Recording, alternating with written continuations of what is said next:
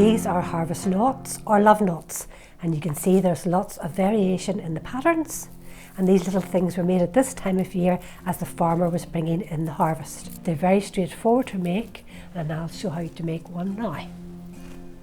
You get 4 ears of corn. Now this wheat has been soaked in hot water for about 20 minutes so that it's nice and pliable and easy to work with, and you tie the ears together with a thread.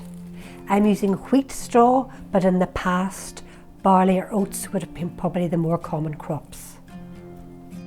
So you open up the straw like the points of a compass, and this one is called a compass weave plait, and it's quite straightforward. All you do is cross over the opposites, so the north and the south cross over, the east and the west, the north and the south, the east and the west.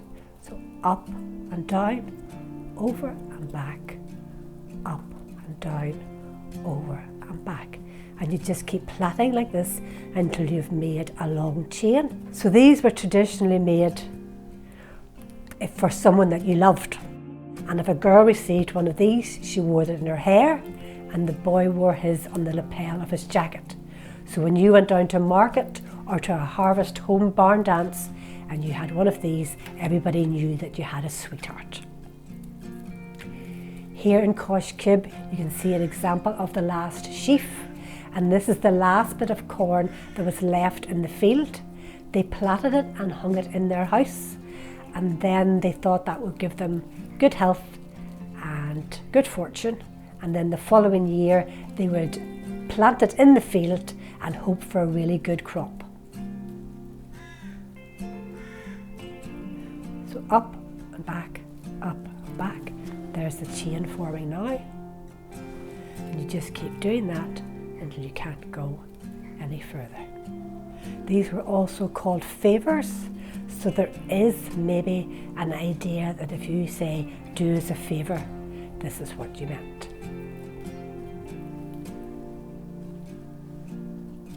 So we're nearly at the end now.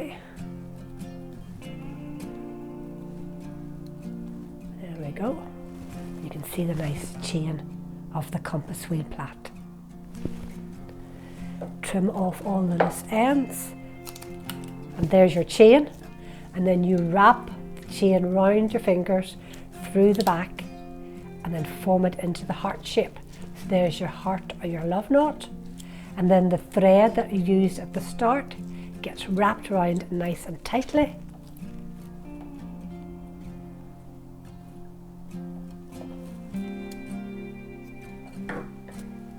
So that's the plain knot, and then they tied a ribbon round to mimic the field.